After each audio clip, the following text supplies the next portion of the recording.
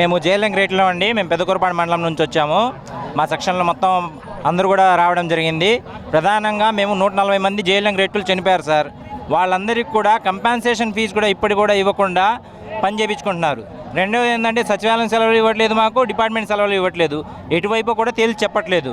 ఏదో ఒక వైపు ఇచ్చి ఒక సర్వీస్ రూల్స్ అనేది మాకు ఇవ్వండి సార్ అని చెప్పేసి మేము 6 సంవత్సరాల నుంచి పోరాడుతూ ఉన్నాం.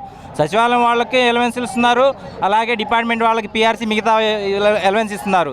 జేఎల్ఎం గ్రేడ్ని అన్ని రకాలుగా హోల్డ్లో పెట్టేసి వాళ్ళకి రావాల్సిన ఎలవెన్స్లు కానీ సెలవులు కానీ సర్వీస్ రూల్స్ కానీ ఎటువంటి ఏమి ఇవ్వకుండా 140 మంది చనిపోతే ఈరోజు పూచిక పుల్ల కూడా పట్టినట్టుగా ఇంత ఈజీగా తీసుకొని మేము మా చేత గొడ్డు చాకరీ అయితే చేయించుకుంటున్నారు. కానీ ఏ రోజు కూడా మమ్మల్ని జేఎల్ఎం గ్రేడ్ మనుషులుగా కూడా చూడట్లేదు. ఈ రకంగా బానిసత్వంగా చాకరీ చేసి మేము ఒక్కసారిగా తెగింపు చేసి బయటకు వచ్చాం సార్. ఈసారైనా సరే మా వాయిస్ బలంగా వినబడాలి గవర్నమెంట్కి అని చెప్పేసి మేము ముందుకు వచ్చాం. మేము అడుగుతుంది ఏమీ లేదు సార్, ఈరోజు మాకు సర్వీస్ రూల్స్ ఇప్పించండి.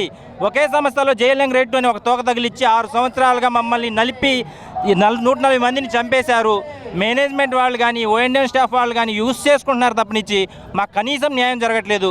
దానికోసం మా గొంతు బలంగా వినిపించడానికి ఈరోజు ఇక్కడికి వచ్చాం. మీడియా వాళ్ళు కూడా మా గొంతు వినిపిస్తున్నందుకు మేము అందరికీ ధన్యవాదాలు చేసుకుంటున్నాం సార్. చంద్రబాబు కానీ పవన్ కళ్యాణ్ లోకేష్ మీరు అంత సంతోషంగా ఉన్నారా? దేనికి చేయండి అసలు మరి వాళ్ళు అధిక అలా చెప్తున్నారు. అన్ని వర్గాల వారు సంతోష పెడదామని వాళ్ళు వచ్చారు సార్. కానీ మా వాయిస్ వాళ్ళ దాకా వినబడుతుందా లేదా అని మాకు డౌట్ వచ్చి మేము రోడ్ల మీదకి వచ్చాం. మేము మేనేజ్మెంట్ దగ్గరే మా వాయిస్ ఆగిపోతుందా, మేము పెట్టే లెటర్స్ కానీ మేము పెట్టే సందేశాలు కానీ మధ్యలో మా గొంతు నలిపేస్తున్నారా, లేకపోతే వాళ్ళ దగ్గరకు మా గొంతు చేరుతుందా లేదు. ఈ రోజున జాయిన్ అయిన తర్వాత 3 ఏళ్లకి ఏఎల్ఎం ప్రమోషన్ ఇస్తారు. కానీ మేము జాయిన్ అయ్యి 6 ఏళ్ళు అవుతుంది, కానీ ప్రమోషన్ ఛానల్ లేదు సార్. మాకు సర్వీస్ రూల్ లేదు, ఏది కూడా లేదు.